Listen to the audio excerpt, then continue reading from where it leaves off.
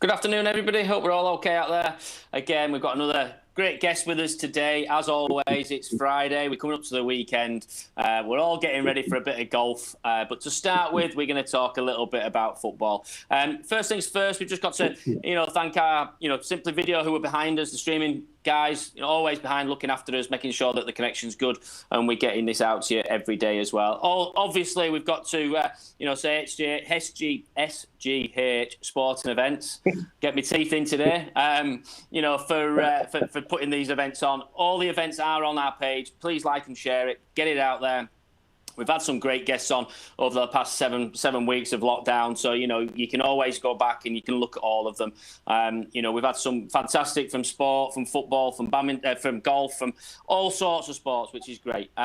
Also, Adam from our sponsor from Cookridge Hall today. I'm sure we'll be going up there and getting a game of golf at some point from Adam. But thank you, Adam, for sponsoring today. As always, all the money's going to the NHS. So if you do want to sponsor any of these, going onto the SGH Sporting Events Facebook page, you can find the link on there. Once you've found the link, just press on there, and you will be able to put a fiver, a tenner, a quid, £2, whatever you can afford, and every penny is going to go to the NHS, which is fantastic. So today we have our guests, our main guests, which normally are on every week. We've got Hurdy down in the corner. How's Simon today? Are we good? Have we been out on a bike again? Too windy for the bike this morning, so I got my shorts on, ready to go, and got to the garage. And I thought, you know what, the roads are getting busier. I don't know if anyone's been out there, but the roads are definitely busier. I can see it, and over the last 2 or 3 weeks, so I pied it off. So I'm going to play tennis this afternoon and have a run around. But this wind shouldn't really affect you on an electric bike, though, should it? Really, to be fair, because you've got help. Don, he's got an electric bike, man. He says he goes and does 30 miles, and he's got a bloody electric bike. You know what? You just can't cope with it, can you? So, Clarky, how's things? Great to have you on again yesterday. How's things with you today? You good? It's good. It's been shaking the old care home up here in North Yorkshire a little bit this morning. The windows have been rattling. So are you in the east wing today, or are you in the north wing? Which wing are you in today? I'm in the middle wing today because it's too dangerous on the edges. Yeah, fantastic. But, all good here. Very sunny, very bright, but very, very windy.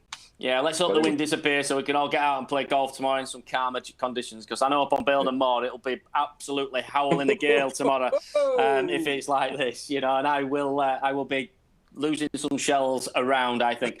And to our guest today, fantastic, Don Goodman. Don, how are you doing? Thank you for coming on. Really do appreciate it. How's things with you? Yeah, no, it's an absolute pleasure. No, I'm absolutely fine. Thank you very much. Getting used to all these Zoom conferencing and other platforms. All of the platforms are available. But yeah, no, I'm glad that the golf courses have opened back up. I think that's been a real boost for all of us keen golfers as well. So life's all right. I'm looking forward to when football returns. Well, exactly. We're going to go on to that in a little bit. You talk about your golf there. I heard you've been out playing a bit of golf this week. Yeah, I've played Tuesday, Wednesday, Thursday. So I knocked it on the head today, especially for you guys. No, that's a lie. You saw the weather as well, didn't you? I did, yeah. Good. You said your scores have slowly been going up. You didn't want to go to 11 over today. That's why you got it off. Hey, that's true, Ernie. That's true. I mean, hey, look, it's been a long time since I've seen you, mate. So long. I think last time I saw you, you had hair, Hurdy. My God, how old was he? 12? I've never had a wig like yours, this is sure. I know, it's great, isn't it? Great. To be fair, Don, I used to watch you when you were down at Bradford when I was playing for Bradford Boys and things, and you don't look any different, mate, to be fair. So let's go back in your career. Let's start. We're going to talk about your football career to start with. We are going to go on to some of your punditry side of it as well, and what you're doing now, and the AFL, and so on and so forth a bit later on, because I know you've done an hour and a half of that already. So we're going to get a little bit of that out of you as well. Let's go back to when you first started. How did you're a Leeds lad? How did you end up at Bradford? It's very local. You're an electrician as well, I believe. So how did all it work out for you getting into the Bradford and getting your first pro contract down there?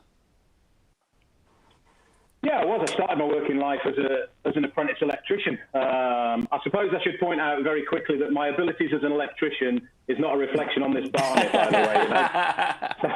I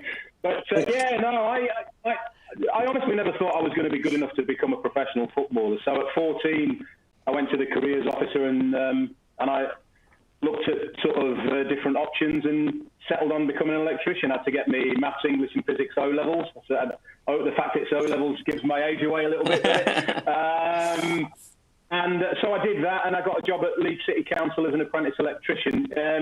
In the meantime, I was playing for Collingham, you guys might know, in the Northern Counties East League. Decent standard, men's football. I was getting kicked all over the shop. It toughens you up a little bit, there's no doubt about that. And then the manager of Collingham got me a trial at Bradford City.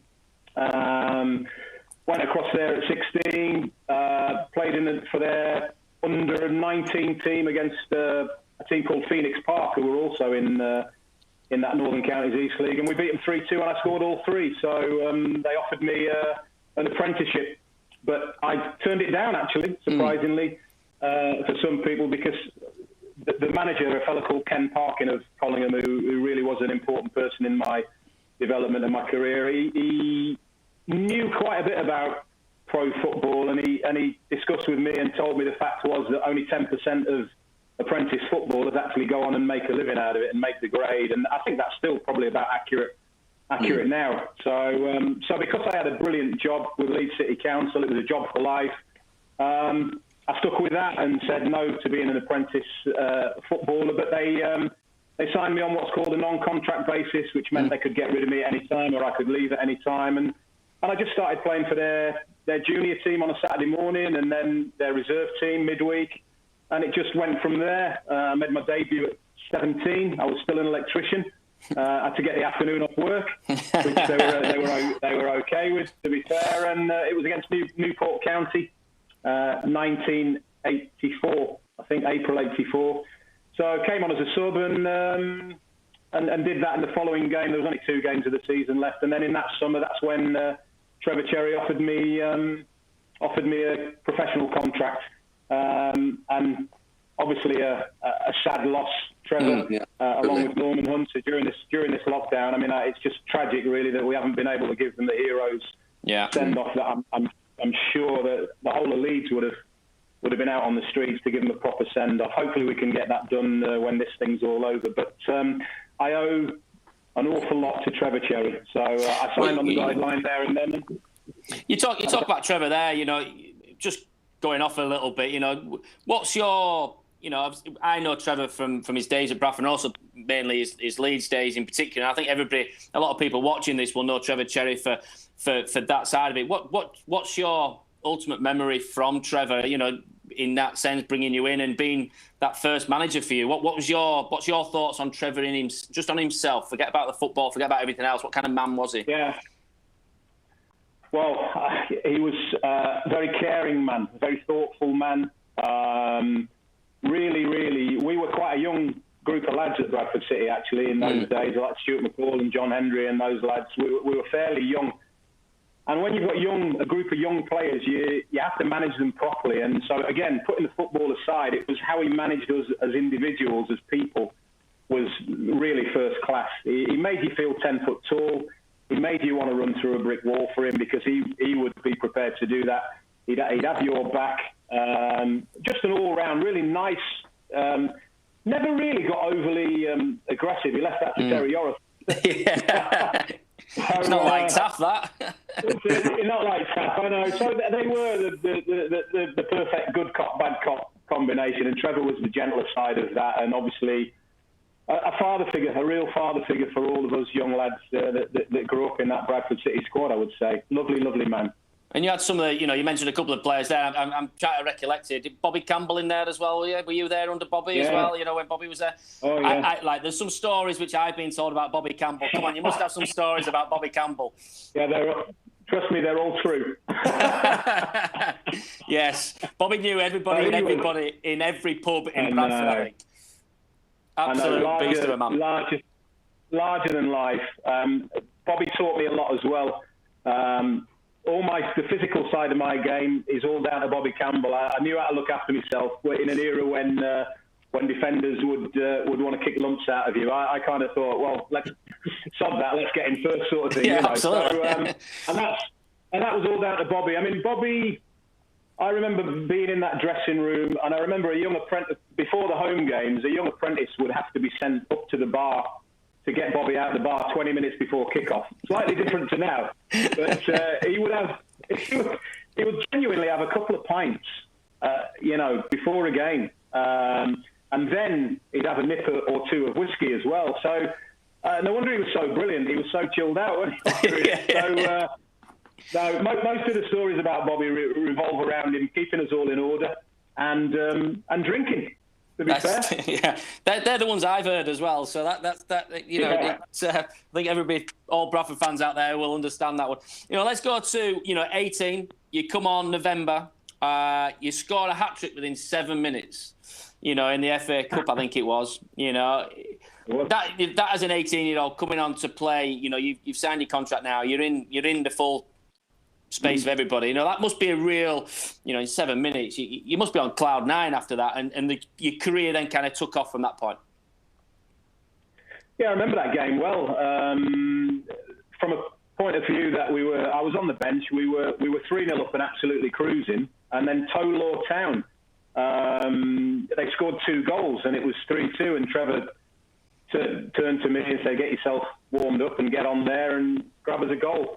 And they just, the chances came, and I stuck them in the net. There was one, talking about Bobby Campbell, I think I stole one off him. I think there was a ball he'd had a little shot, and it was going in, and I think I helped it on its way. So I don't think that was the third one either. So I didn't look up. I kept the blinkers on, no eye contact, because I kind of figured he would give me a bit of a telling off, really. But thankfully, I managed to get the hat trick. So given that, he was all good with me. But I remember it well. We quickly put the game to bed, and as you rightly say, I mean, that just gives you that confidence to know that you can score goals, that you're playing in a good team, and so it would prove.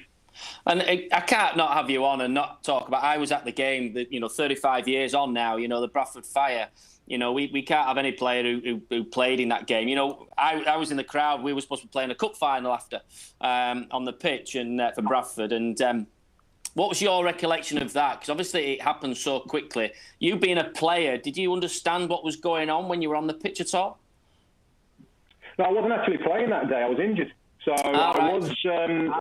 you'll know what I'm talking about. But in the corner by where the teams run out, there's a little raised sort of area, and there was a terrace there at the time. I'm not sure it'll still be there now, but I actually watched the game from the stand, but made my way down to there to do a draw at half-time. I was drawing the raffle at half-time, and it was as I was up there that we looked down to our left, and you could see people spilling onto the pitch. I didn't notice any smoke or anything like that, and I remember thinking, bloody hooligans, ruining it. What was a day of celebration, a party.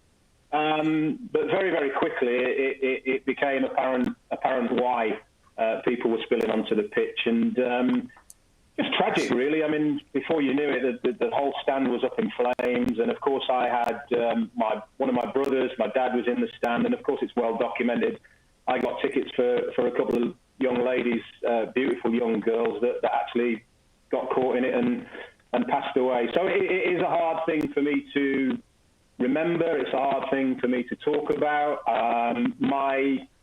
The only way that I thought that I was able to get through that, once we'd been to all the funerals and services for everybody, was to really just try and block it out, really. I think it was about self-preservation for me. And we talk about sort of mental health issues in sport. They've become very, very prevalent now, and rightly so, and I'm glad that they have. But from my own mind and my perspective, of course, I couldn't forget about it, but I just tried to block it out as much as I could, really. That was it was a coping mechanism. We all deal with things in different ways, but I have to say that the city, not the football club, the city of Bradford, the footballing community, the thoughts and prayers and support that we all got, remarkable, and it brings out the best in human beings. A little bit, hopefully, like this pandemic that we're going through right now will do as well. Absolutely, and as I said, 35 years on, there's still the memorial down there every time down in Bradford, and it's packed, and as it should be, as you say. Going on to your career down at Bradford, 70 appearances, 14 goals. You've got to move then to West Brom, which is down into Midlands, which I know your base is there. That was a big move at the time, really. It's West Brom at the time were a good team, some great players in there. What's your recollection of getting the call to say West Brom are interested in you, and then your time at West Brom as well? Well, it was deadline day, which in those days was March the 31st. Some of the younger ones won't actually recognise that, will they, with all these windows and things now? But transfer deadline day. I remember it very well, actually. I was training. I was pulled off the training ground. Terry Dolan was the gaffer by then. He wasn't really playing me regularly. I think I was joint top scorer at the time as well. I couldn't really get my head around why I wasn't playing more often, but he preferred big sticks, to get the ball, and he was, and that was the kind of style that they went to. So he pulled me aside, said we've agreed a fee, 50 grand. West Bromwich Albion, which was a massive club, just relegated out of the top division. And actually a club that I had a little affinity with growing up, really, because my dad, because of the Caribbean thing, he used to love the 3 Degrees, Silver Regis, Brendan Batson and Laurie Cunningham. So obviously you follow your dad, don't you? And so I would keep an eye out for West Brom and really want them to do well, because probably of my dad and because of the 3 Degrees. So I knew a lot about the football club anyway. I knew the size of it. And I remember thinking, my old banger's not going to get me down there. So I had to borrow Lee Paling's car. It's a true story. What was I driving? It might have been a Talbot Sunbeam, I think, but it was about 30 years old at the time. Did it have a choke on it as well to get you going? To get the pedals out there, It did have a choke on it, yeah. So I borrowed Lee Paling's car, and I'm driving down the M6 to negotiate with Ron Saunders, that, hard taskmaster, Ron Saunders. And of course, no agent. He didn't have an agent in those days or whatever. And I'm driving down the M6 thinking, oh my God, I'm bricking it, really, to coin a phrase. And, but I get to the Hawthorns, and I'm shown in to his office, and he's sat in his chair, and he was a man of few words, Ron Saunders. Again, another one sadly missed. Unfortunately, a lot of good influences in my football career are no longer with us, and he was another one. And I remember I don't mind sharing this, I was on 160 quid a week at Bradford, and I kind of wanted to crash through the £300 a week barrier in March 1987. So I thought, right, let's see what he's got to say. So he sat me down. There wasn't much small talk. I'm pretty shaking in my boots here. And he just said, right, I suppose I better tell you what I'm going to pay you, hadn't I? And I went, yes, Mr. Saunders, that would be great. And he went, I'm going to give you £275 a week. And I'm going to give you £50 appearance money. So £275 and £50 appearance money. And I'm thinking there, have you got the cojones to ask for that? So I kind of plucked up the courage, and I said to Mr. Saunders, I was rather hoping just to touch on the £300 a week barrier now with this deal. And he went, oh, let me think. He went, I'll tell you what I'll do. I'll give you £300 a week and £25 appearance money. I went, deal. Deal, wouldn't it? It was exactly the same deal. So that's my first memory. And then, of course, I was shown around the Hawthorns, taken to the training ground, and it, with all due respect to Bradford City, it was a club on another level. I did view it as an opportunity to go down, to improve as a player, and to just make the best of my way and try and play at as high a level as I possibly could. And of course, it all worked out pretty well down there. I had a good, nearly 5 years there. Yeah. And scored a lot of goals for him eventually. I'll tell you another influence that was key in my development. Stuart Pearson, remember him, Man United and England striker? Yeah. Stuart Pearson, what a player! And he was the best player. He was first pick in five-a-sides. He was about 45 at the time, but what a player! And he kept me back just 10 minutes every day after training, and he worked on how best to utilise my pace and my power.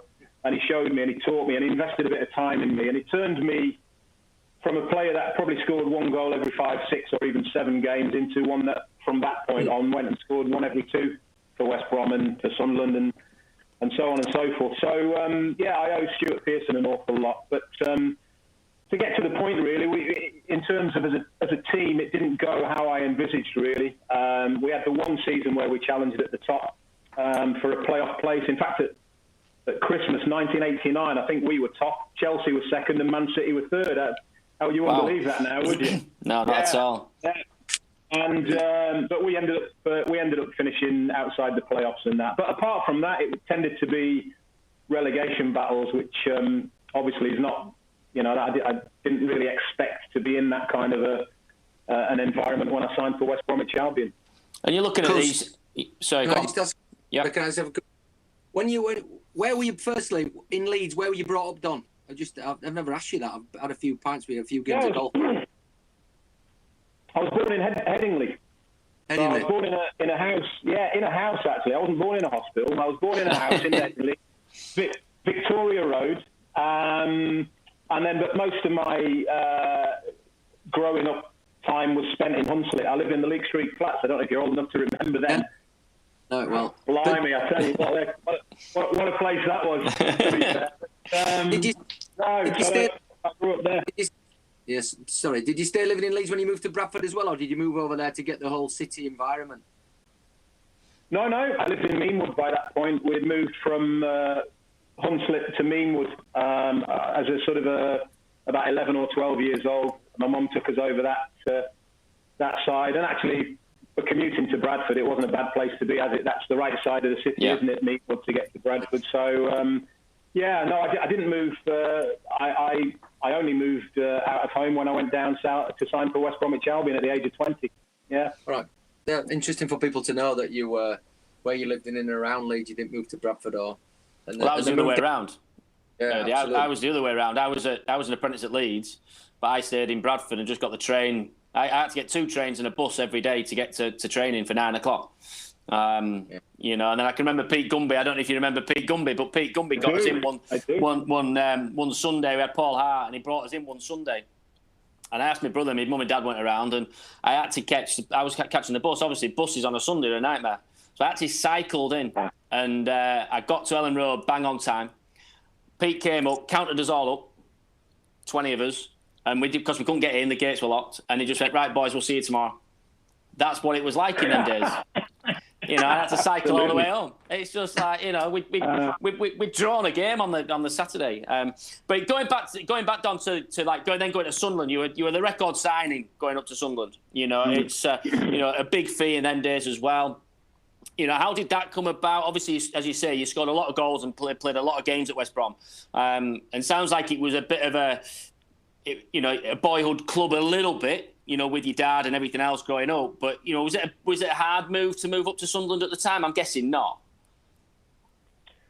No, not really. And let's get it right. Leeds United were my boyhood club. I stood on the terraces like the same as everybody. I was a ball boy at Ellen Road as well for a couple of years. So that was a club that had my heart, growing up for sure. So, but West Brom, I had that affinity with them. But no, in terms of leaving West Brom, we'd been relegated into what is now the equivalent of League One the season before. I'd only managed to play 16 games. I'd scored 8 goals in the 16 games, but it was really injury-laden, and we got relegated to League One. I stayed for the first part of that season in League One, managed to score another 9 goals in the first 15 games, and then this opportunity to go to Sunderland came, and it was the right move for both me and for the football club. I think there were some financial difficulties at West Bromwich Albion, and 900 grand back then was quite a bit of money, wasn't it, really? So, again, a little bit like West Brom, it had only been a year or two that Sunderland had been relegated out of the top division and had aspirations to get back to the top division. And by this point, it's only really sort of, part of the way through my West Bromwich Albion career that you're kind of relatively confident that you've got the tools to have a longish career, to stand the test of time and at least earn a living and support for your family, really. Because in those early stages, as an 18, 19, time. And of course, you could be out of football as quickly as you got into it. It's very easily done. But by the time I left West Brom, I was in my mid-20s and really now in my peak and thinking, got to be playing in the top division ASAP. I did see Sunderland as a vehicle for that. And I don't know if any of you have visited the old Roker Park, but what a crowd they were. They were like mental, passionate, just like a religion up there. So an opportunity to be on the right side of that crowd rather than the other side was one that I embraced. And they took me into their hearts as well. Thankfully, as did all the clubs that I played for. I have to say I was very fortunate in that regard. So basically, Dennis Smith sold me the club. It was a no-brainer really from that perspective. I felt that Sunderland were a club that were ambitious enough to be challenging at the top of the Championship and be the vehicle that would get me into that top league. So I had no qualms whatsoever going up to Sunderland. I mean, every away game was a 3-day camel ride. But apart from that, the trips home were quite good. You can imagine, the crates of beer on the back of the bus, and So, well, did you have anybody in particular you sat with when you were on the bus? Was it a group of you together, or were you always in the same seats? Was there a card school going? Who was your table you were with? Yeah, there was definitely a card school and a bit of banter, but no, we mingled. I mean, I guess really the closest lads that I were to at Sunderland were Anton Rogan and John Byrne. Simply because we all lived in a hotel together. We all signed in a short space of time by Sunderland. And so we spent an awful lot of time together. Our families weren't up there by then. It was Christmas. It was the 5th of December I signed, so all the Christmas parties were in full flow. I remember I was a record signing that put I think I put nearly a stone on in the first 6 weeks while I was up there. Sampling their real ale, but I managed to stick the ball in the back of the net often enough. In fact, I ended up their top scorer in just that little period of the season. So it was a good way of showing the fans that although they'd paid a lot of money from me, that it was money well spent, hopefully.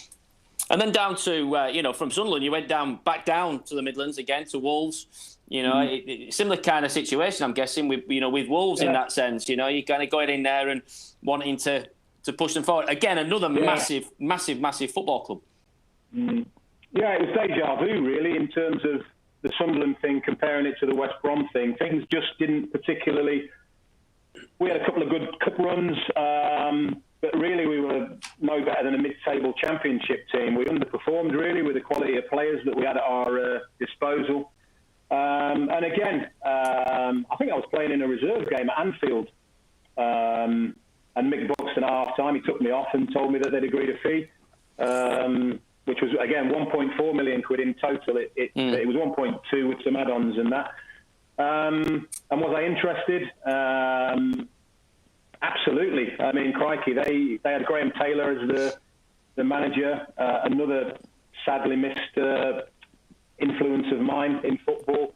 They had Bully up front, they had David Kelly up front, they had Tony Daly on the right wing, Steve Froggatt on the left wing. They were sitting third in the table. They were spending money on players like me to complete the job. And again, it was a no-brainer. This was the team that were going to get me into the Premier League. I had no doubts about that whatsoever. So I signed. For that back part of the season, I actually played on the right wing, which I'd never done professionally, really, or certainly not on a regular basis. But Graham Taylor, he liked that diagonal ball if he had somebody that was strong in the air on the other side. So we kind of used that as a bit of a weapon. And we ended up in the playoffs playing Bolton Wanderers and went into it confident. Again, we must have been a good watch because we scored goals for fun, but we couldn't defend really, to be fair. And I'm not having a go at the defenders there because you defend as a team and you attack as a team. But we have so many 3-3s and 4-3s and things like that. So we play these playoffs against Bolton. The first leg's down at Molineux, and it's the biggest battering you can ever imagine. And we only managed to beat them 2-1. We hit the woodwork 5 times, and their goalkeeper that day put on the performance of a lifetime. And guess who it was? Here's a quiz question for you. you have any idea who's in goal for Bolton Wanderers? Shilton. Well, I'm trying to think in my head. Who said Shilton? Clarkey. Yeah. Brilliant. He knows his football, does Clarkey. Wow. Do you know Schultz? Sorry. Did you know Schultz, How did you Howard? know that? Just broke. Sorry, I missed that. He keeps going in and out. You got it right there, Howard, about Shilton. You know, I didn't realise he was at Bolton, to be perfectly honest with you. But yeah, we've had a lot of people on here though. You know, like for you as a striker, who's that goalkeeper realistically? Is it Shilton? Is he the best out there? Because obviously, you know, you see shot stoppers, you know, all the time with being a striker in that sense. Who's the person you're kind of thinking I've got to be on? Is he the main man? Is it, or was somebody else on your time being the best around? Well, I'll tell you what, he was the main man that day, that's for sure. Right?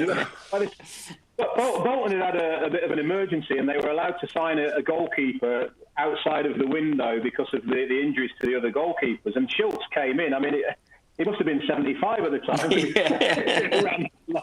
No, joking aside, I'm sure he was in his 40s, well in his 40s. But he was amazing, obviously, because he played at such a high level of football, and I didn't reach those heights. I never really came across him that often. But the best, you're often asked who's the best player you've played against.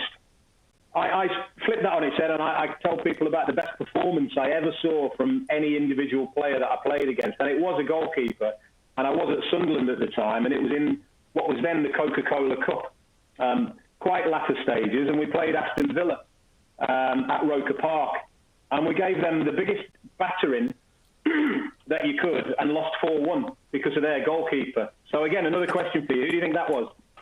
I'm going to go Nigel Spink on that one, I would imagine. No. Australian. Yeah. Bosnich. Yeah, Mark Bosnich was in goal, and I've never seen a performance like it. It was remarkable. And of course, I followed him down the tunnel afterwards. I was shaking my head thinking, bloody hell, he must be on drugs. yeah. Later on, I think he found out that he was. So, to be fair, like, you know. Sorry if you're watching this, Mark. Yeah, sorry if you're watching. But, joking aside, what a performance! I mean, I've never seen anything like it. And to be fair to the lad, he was a top goalkeeper. Yeah, I think he showed that when he went off to United as well, didn't he? You know, after that as well, and things. You know, we can't have you on here as well, Don, without asking you about how you got into your commentary and your commentary side of things. You know, how did that come about? You know, was it a natural progression from football straight into it, or was it something you worked on in the background to try and get into? Yeah, I was always told that I interviewed quite well. And you know, you're coming to the end of your career, and you're thinking, right, is coaching and management going to be for me? I thought no, because I saw the way that football was changing. And when I say that, I mean the way that the short-term outlook of chairmen and boards and owners of football clubs, you know, if you haven't had success within the first sort of 4, 5, 6 months, you're out on your ear.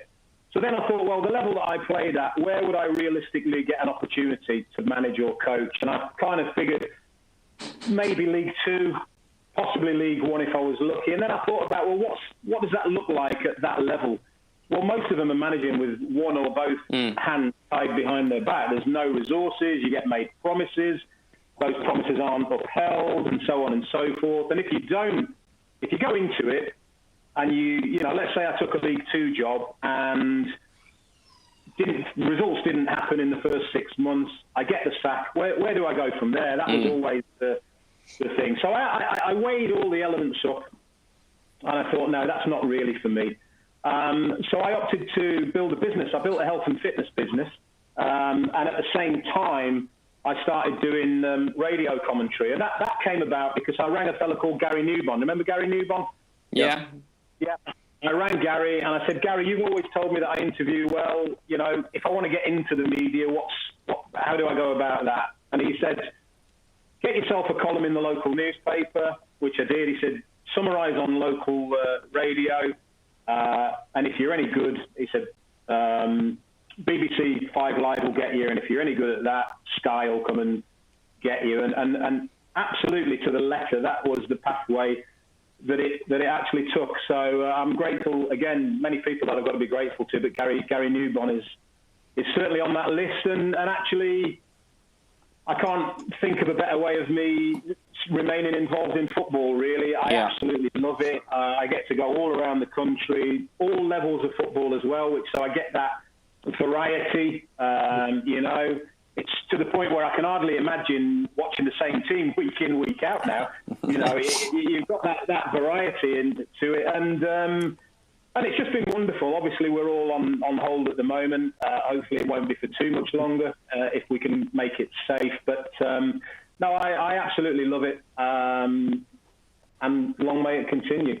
And looking at you say there, obviously you're involved in things. The AFL decision, coming up and, things. I know you've just done something for Sky, for this. But, how do you see the situation at the minute with the EFL and what's going to happen and the decision which is imminent, really? And, how's it going to affect, I suppose, all the teams? Because it's not just the West Brom and Leeds, for instance. It's, your Coventry's, your Rotherhams, and going downwards, and also your Charltons and so on and so forth at the bottom of the leagues. How do you see the decision going, and is it going to be PPG, or how would you see that? Well, I think first of all you look at how the train of thought is as you come down the pyramid. So League Two clubs got together and they've kind of agreed to end the season now. It was a relatively straightforward economical decision, which probably meant, well, it was going to cost each League Two club nearly £500,000 to get games on. It's money that they simply haven't got. There's no gate receipts. There's no season ticket revenue. There's no lose some sponsorship. Contract problems. The 30th of June, contracts are up, and so on and so forth. So you look at League Two and you go, they've come to a very, very sensible decision. You think the only aggrieved club possibly would be Port Vale, but they were very humble about protecting the pyramid and protecting all the other clubs. And so they weren't a dissenting voice, despite the fact that they were only 1 point outside the playoffs. They agreed to end the season and that the teams that were in the playoffs will play the playoffs. So I think the top three are going up, and I think the next four in League Two are going to play the playoffs. I think that will shortly be ratified. I think there will be relegation, but the issue with that is what's happening with the National League. Because although the National League have stopped the season, they haven't actually laid down that roadmap of how they're going to go forward and whether a team's going to get promoted, etc., etc. So that's the only complication with League Two. League One is very, very different because apart from Coventry, and how good is it to see them do so well after all them fans have been through? It's. I don't think anybody would have any problems with if we said right here, right now, if the season stopped, Coventry will get promoted and go up to the Championship. The problem is below Coventry because there's 3 points separating the next 7 or 8 teams. And that's where you now have League One clubs that really can't agree a way forward. I mean, it will be put to a vote. And looking at the position of most of the League One clubs, there's about 7 in the middle of the table that aren't going to go down and that aren't going to get into the playoffs. So you would imagine from a financial point of view, they would vote to stop the season right here, right now. You would think those that will benefit from points per game, PPG, well, that's the top 6, isn't it? They will probably vote to stop the season. So there you've got 13 out of the 24, or 23 because we lost Bury. So it looks that it will stop in League One and that the points per game system will be used. But you can see how it was relatively straightforward in League Two, but we've jumped up a level. The stakes get a little bit higher, and there are conflicts. And now, when you come to the Championship, the stakes get even higher, don't they? Of course they do. Yeah. You look, in terms of what Leeds United and West Bromwich Albion and plus one other stand to gain by promotion. Of course, the stakes are absolutely massive. And at the other end of the table, being relegated out of the Championship and into League One is a massive drop in revenue pro rata. So I think what I'm understanding at the moment is that the Championship will move heaven and earth to play the last 9 games of the season.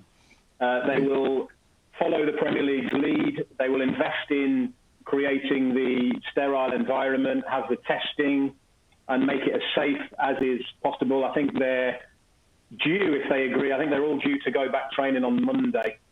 I think Monday's the 4. I think it is, like the Premier League have brought in now. You can bring small groups in at the minute, and I think they can do the individual training at this present moment in time. I think. Yeah. And then if everything goes according to plan, once you're training while social distancing in your little groups of 4, then you'll move on to the next level. Yeah. The benefit that we've all got in this country, of course, is we can watch what's happening in Germany in the Bundesliga, because they are 4 or 5 weeks ahead of where we're going to be. If you're talking about us kicking off in roughly a month from now, then the Bundesliga have already had a round of games. They've already completed that contact training, and thankfully everything seems to be going well for them. So we all that have a vested interest in the Championship, in the EFL, we hope that the Championship can create that same safe environment and finish these games. I mean, it's not ideal behind closed doors, but I think it's the next best solution is to finish the games and so that the leagues are decided unequivocally on what happens on the football pitch rather than what's happening in League 1 and 2 possibly and the points per game system, because you're always going to have those clubs that feel really, really unjust, aggrieved, great word, aggrieved. And you know, the fewer of those that we can have, the better for everybody. But there's always going to be some. There's no perfect solution to this if you don't play all the games.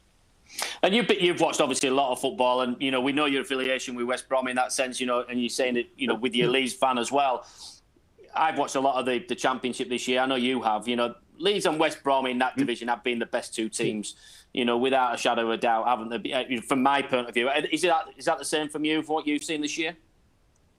Unequivocally. The only surprise to me was that they both had a little bit of a wobble. I just thought they were streets ahead of everybody else. You have clubs like Fulham and you have clubs like Brentford, in particular those 2, who on any given day, they are fantastic teams, but they haven't been as consistent week in, week out as what Leeds United and West Bromwich Albion have. So the 2 best teams by far and the 2 most consistent teams by far are at the top of the table. And if we do get to resume, I have no doubt whatsoever that they will, all likelihood, finish the top 2 teams. In what order, I'm not sure, because they are 2 terrific teams, I have to say. Very, very impressive teams. And 2 teams that, hypothetically, if we do see those 2 teams in the Premier League next season, I wouldn't expect them to have major struggles, to be honest with you. I think they're that good. They'll invest in recruitment, and as long as they recruit 2 or 3 quality players to add to the quality that they've already got, then I think that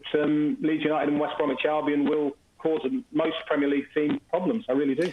Yeah, I think it's going to be an interesting one in the AFL, because I think Fulham in particular have got the worst running in that league. I think they've got to play 4 or 5 of the top 7 already. On this running, they might be a pivotal vote in this if it does come down to voting, because they might say, well, actually, we're 3rd already. We don't want to go any further. We're happy to go into the playoffs, because potentially they could go. I think it's 1 or 2 losses. They're straight down to being out of the bottom 6. It is a real difficult situation for all clubs to be looking at, and we all want the safety of the players. If you were a player now, an interesting one which we get asked about is, if you were a player now, how would you feel about going back and playing? If you were out of contract as well coming up now, what would you be thinking in that sense? Would you be wanting to go back and play, or would you be thinking, do you know what, I'm out of contract actually. I don't want to be picking up anything. I've got a move set up. How would you be feeling if you were a player in this situation? I think players' mentality were different when I played. I wouldn't. The contract would be the furthest thing. I've played the last sort of 6, 8, 10 games of a season, knowing that I'm moving clubs, knowing that I'll be leaving the current club, and I promise you, I didn't leave an ounce out there. 100% maximum effort, because you've got your professional pride, haven't you? In terms of the safety of it. I think I'm quite a rational chap in that regard, in that so long as I had nobody in my own household that had health issues and so on and so forth, I would be happy to go back and train.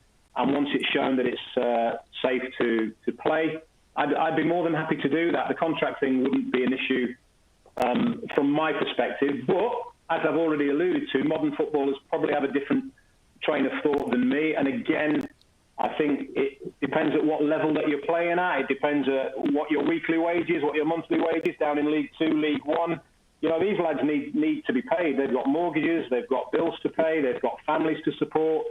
Further up the chain you go, where money isn't an issue, then they have choices. And I respect Troy Deeney. He's the most prevalent, isn't he, Troy? In terms of with a young baby at home with breathing difficulties, totally understand that. You've also got to throw that BAME factor in. For me, I'd be interested to know. Clearly, it's affecting the black and ethnic minorities harsher. A lot of those people that it's affected have been on the front line. I'd be interested to know sort of the state of the youngest, healthiest BAME person that has been affected and has actually lost their life on that, because I'd be very surprised if it's somebody like a super fit athlete. I'm not saying that coronavirus can't do that. Yeah. I'm saying when I talk about applying rationale, lads, I think I've had it, and whilst it wasn't pleasant, because I'm fit and I'm healthy with no underlying issues, I came through it in about 5 days. So some people don't get any symptoms whatsoever. So getting back to your point, from a personal perspective, I would be happy to go back and would want to finish the season from a personal point of view. I do not judge anybody that has a different view to that. That's perfectly fine. And you can totally understand Troy Deeney in that situation. He's in it at the minute. You can totally understand that.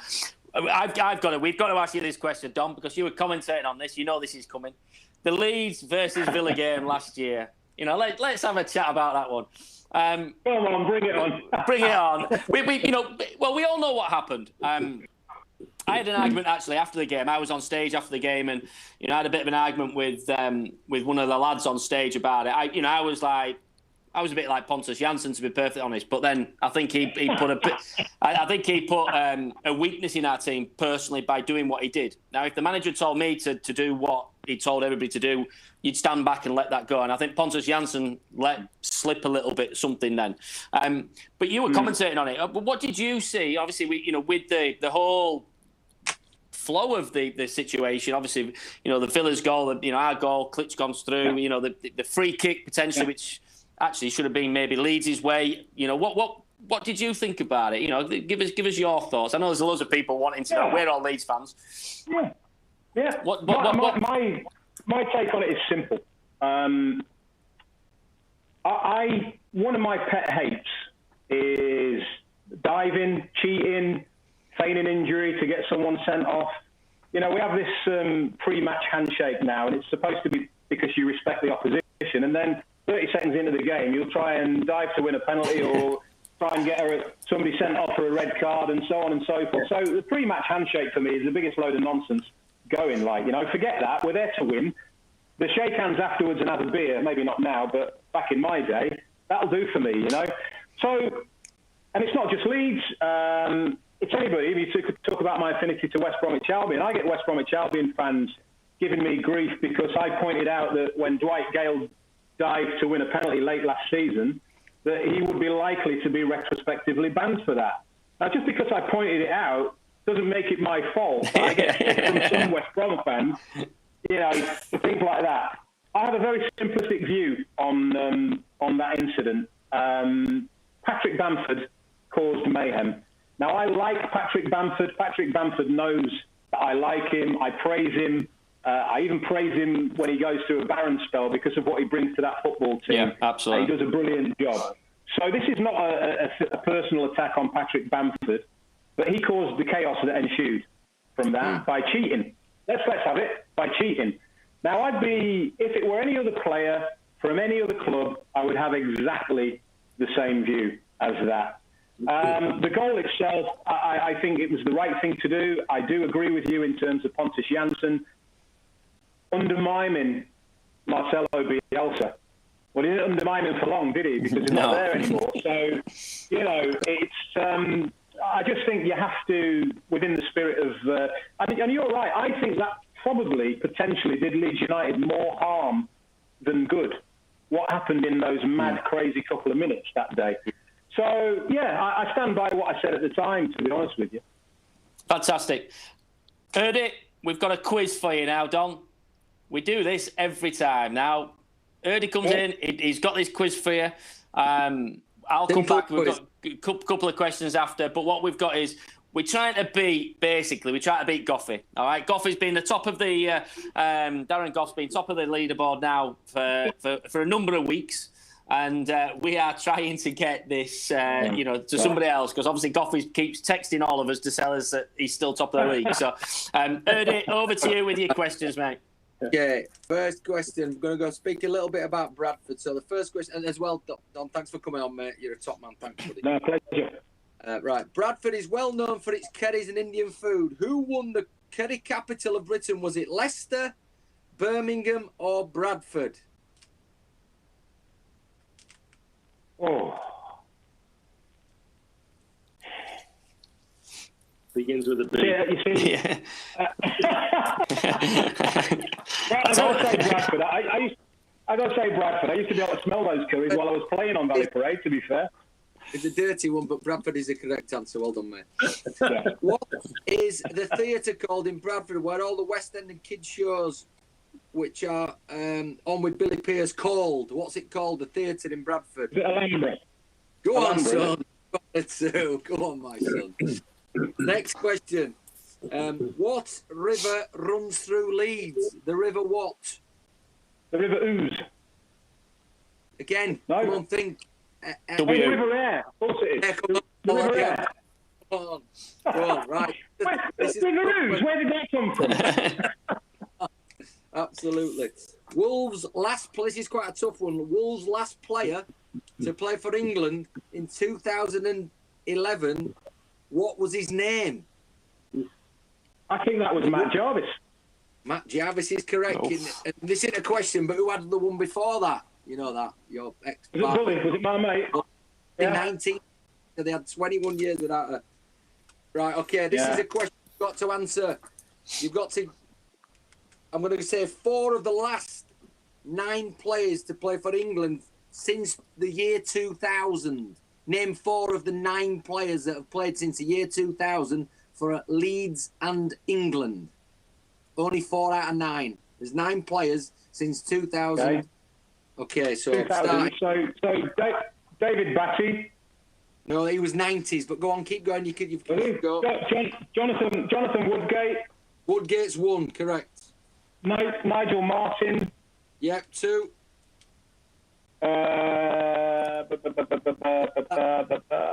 Early 2000. Crikey. Smith. Smith. Sniffer. Correct. Sniffer Smith. Oh, Alan Smith. Alan Smith. Alan Smith. Yeah, Alan Smith. Yeah. Alan Smith. Blimey, why is this so hard?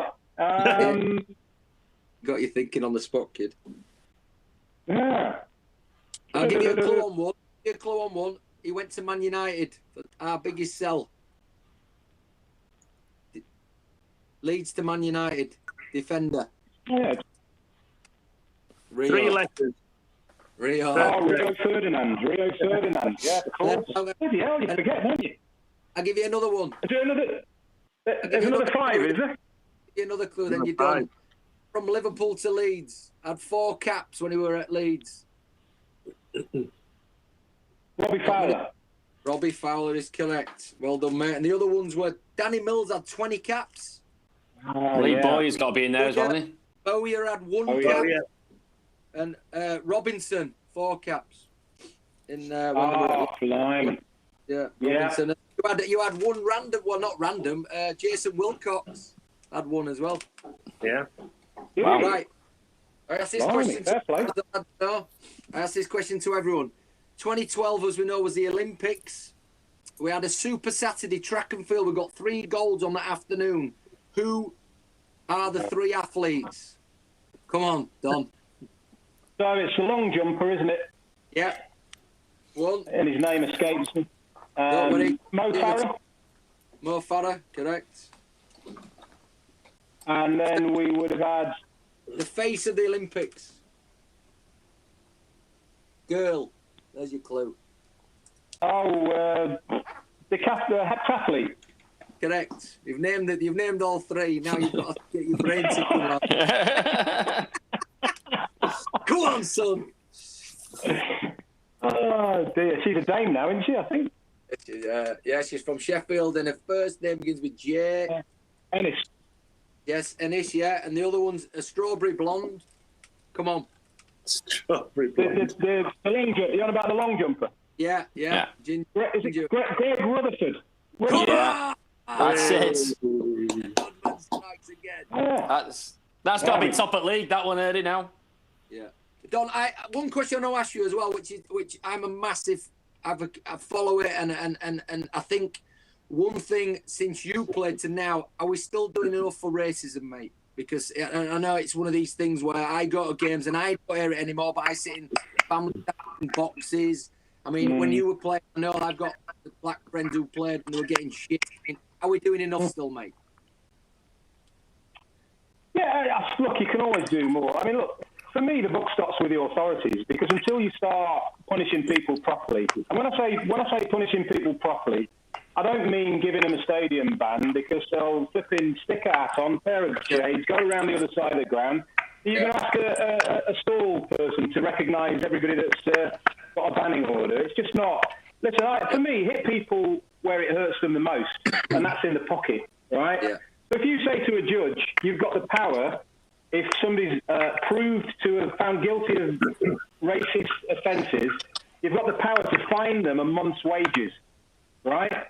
Now, this idiot then has to go back to his missus and say, actually, we ain't got no money this month, we can't pay the mortgage, you know, we're going to have to make some cutbacks. What do you think? He's certainly going to think twice, isn't he? Obviously, there'll be some that won't, because they're idiots, but it's all born out of ignorance. So, and at the very, very top, when you've got UEFA handing down like £10,000 fines to nations. I mean, why didn't they ban Bulgaria? What a chance they missed!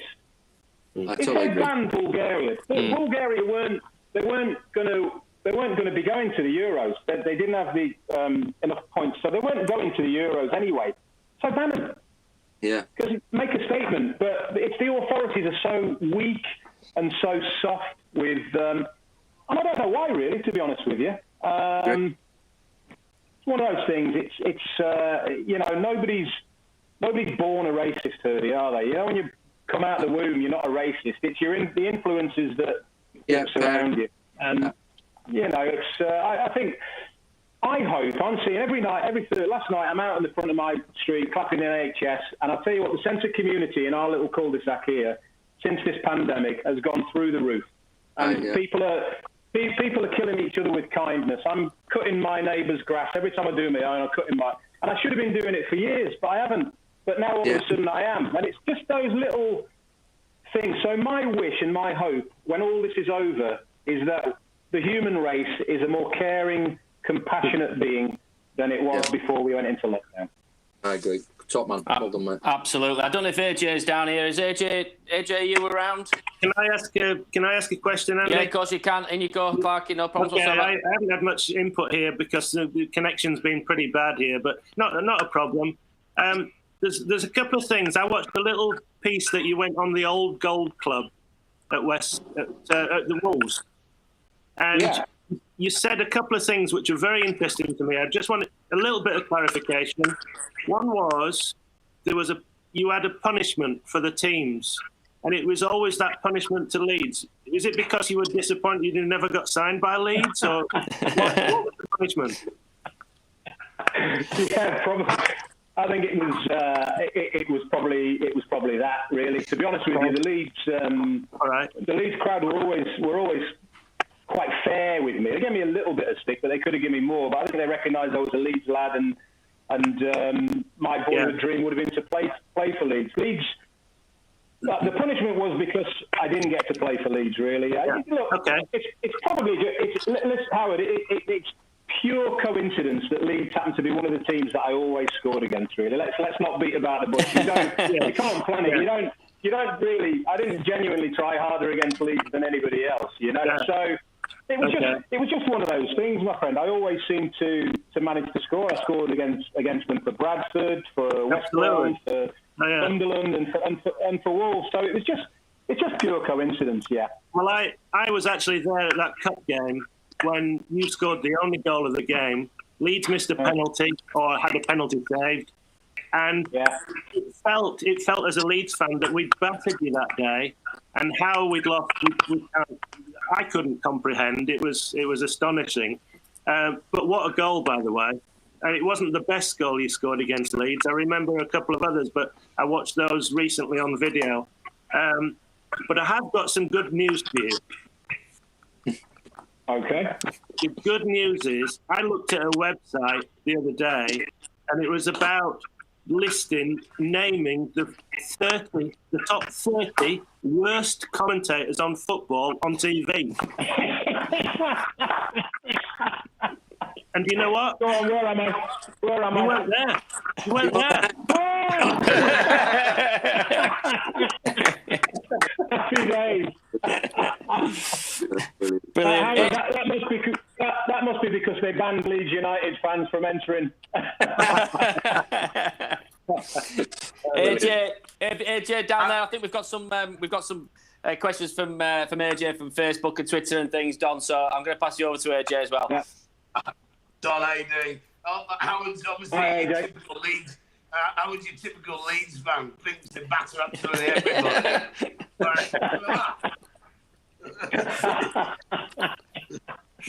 Howard. Tunnel vision. Actually, a couple of punditry in a minute, but Jez asks, Don, are those headphones surgically attached? Do you have a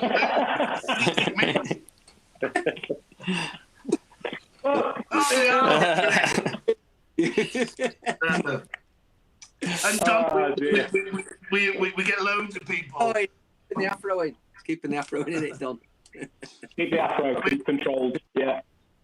Don, one of the beauty of these lunchtime shows is that we obviously get a bit of an insight to people's homes, and people always look around at where people are, and we've had some amazing backdrops over the last 7 weeks. We've had Will Carling's immaculate OCD bookshelves, and normally there's pieces of memorabilia. I see that you're chained to your kitchen, but where is your memorabilia, Don? And what is your favourite piece of memorabilia?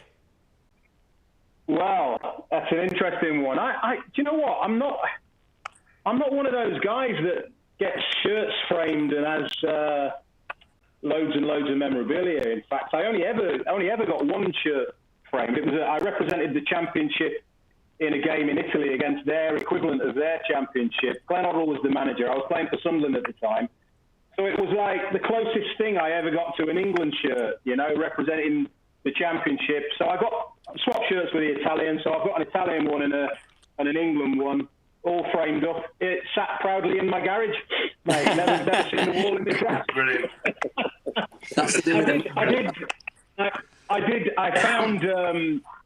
I found an old ball the other day as well, and it was a hat-trick ball, a hat-trick I scored for West Brom against Spurs, and the only autograph I can make out on it is Ozzy Ardiles, so I'll have to get that pumped back up and polished a bit. But no, I found a load of old photos the other day of games, Bradford, West Brom, Sunderland and Wolves, and I'll tell you what, lads, it brings back a lot of really, really good memories, I have to say. So I might have to consider getting some of them framed.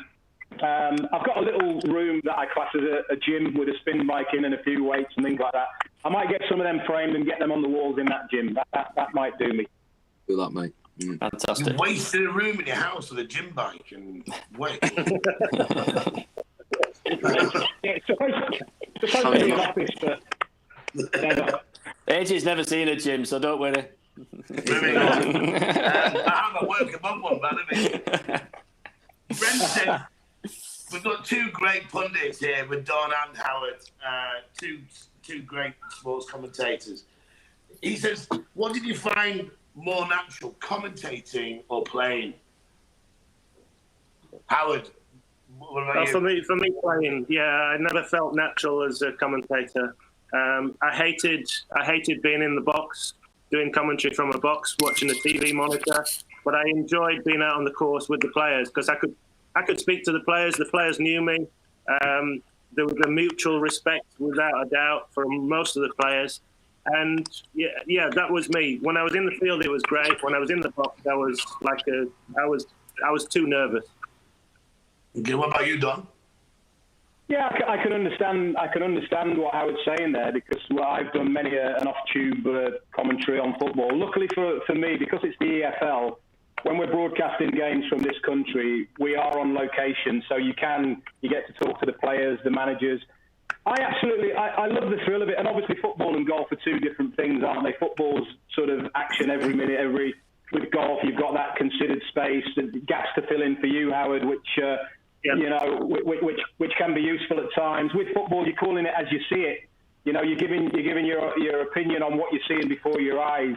I love it because you're on the spot, and I don't mind jumping in and then seeing a replay and actually saying, I might been a bit wrong there. I'm not one of those that won't admit to the things, but no, for me, I just try and treat it as if I'm with the lads, as if I'm in the pub with the lads watching a game. I'm kind of just projecting the same thoughts that I would have under those circumstances through the microphone. Really, I get excited, I get exasperated, I get down, I get up. It's just a roller coaster of emotions, but because I'm passionate about it, and I absolutely love it.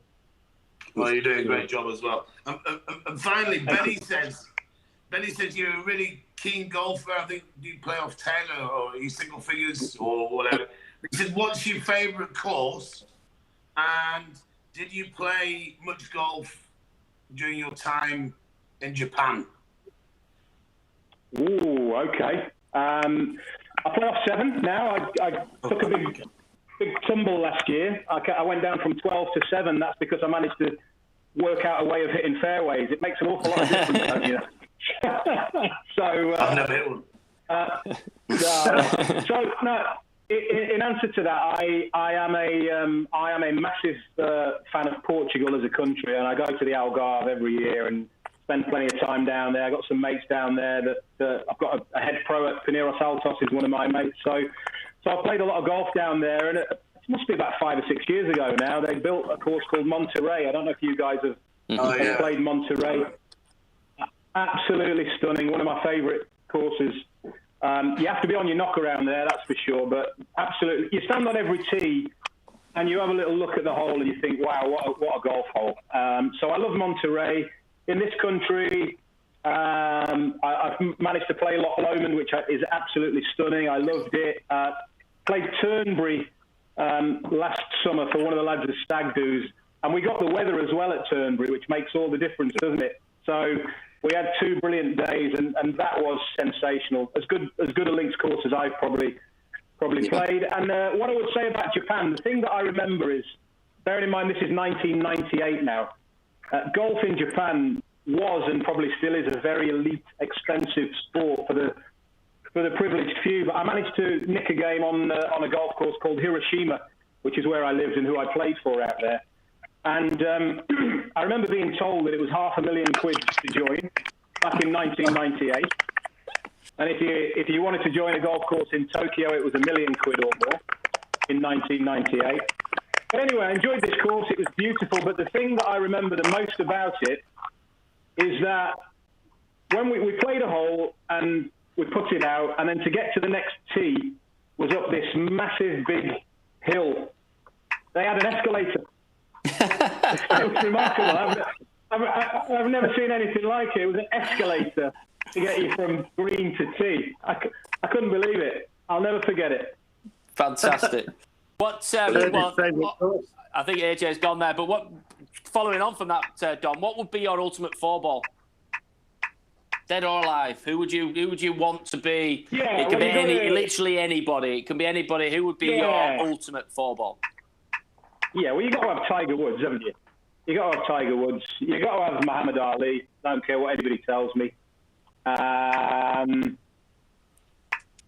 a tough one, isn't it? I should pick a white guy now, shouldn't I? Really? I have to pick I'll tell you what. Hey, let's go Elvis Presley. Let's do it. Fantastic. And then the last question from us today, obviously we really do appreciate your time. Last question will be, on a night out, who would get you into the most trouble? Oh, blimey. So you remember, obviously everybody knows about Gaza. But Gaza had an influence on a player that I ended up playing with at Wolves.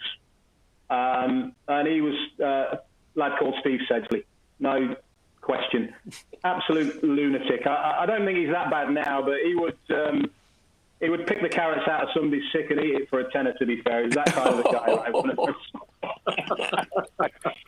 So, yeah. Definitely Sedge. God.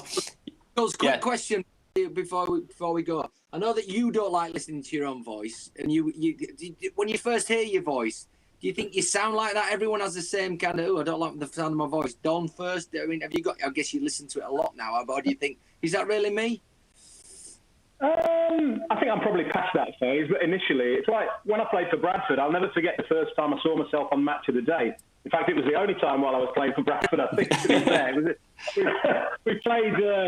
We played Gillingham, and I remember seeing myself chasing a ball.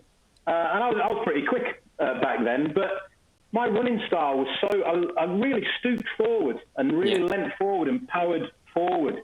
I had no idea until I saw that I ran like that, and it's a little bit similar with your voice, Howard. I would guess you would be the same in that you're just talking as normally as you can, and Initially, you probably think, "Blimey, is that really me?" And then I guess you kind of get used to it as time goes on.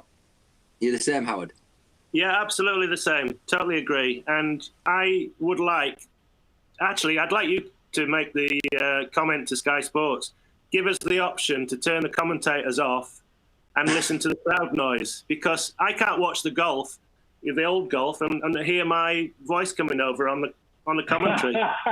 It's ridiculous. I don't have it blank. Hey, there's a lot of people that turn me down when they know it's me commentating. Let me tell you, I know that. It's just hearing your own voice is a nightmare. I'm similar to what Don said there, in the way of when you see yourself in the way. I used to hunch up when I ran, and I'm like, I didn't think I did that. And I can remember a picture. Do you know when Ian Wright scored against Leeds? He scored a chip. And great goal, great finish to beat us 1-0. And I was in the background, I'm thinking, what's Weathers doing? And there's this picture in the Daily Mail, and actually it was me. And it just didn't compute at all. It was very bizarre, very, very bizarre. But my own voice, I'm not a big fan of, I have to say. Don, thank you very much for spending, an hour and 15 minutes with us. As always with these shows, we can always talk forever. We get on little tangents, we talk about your careers, and, after that we go off and we talk about anything. We could talk about golf for another hour quite easily, I'm sure. But thank you very much for your time. We really do appreciate it. Erdy and Clarkey down there as well, thank you very much for you guys. SGH, sporting events, you can find all the information on there, no problems whatsoever. If you go on there, press on the link, you can still donate to the NHS. As I say, all this money we are raising is going to the NHS, which is to the front line, which is what we want, as much money as we possibly can. Also, Simply Video, thank you very much for looking after us in the background and looking after the streaming service, which we've been using now for the last six or so weeks. And as I say, Adam at Cookridge Hall, thank you for the sponsor today. We'll be back on, most likely on Monday, for a little chat, just a little bit of a roundup as we do now at some point, and then we'll give you some inkling of what we've got coming on next week. But thank you to our guest, Don Goodman, thank you very much. Legend. Absolutely legend as always. Clarkey, thank you very much. And enjoy your golf this weekend, boys, because I'm sure that's where we're going. Let's hope it's not as windy as it is today. And we'll all talk about our good scores on Monday. But thank you very much, and we'll see you Monday. Cheers, guys. Cheers, Don. Cheers, pal. Thank you. Good luck.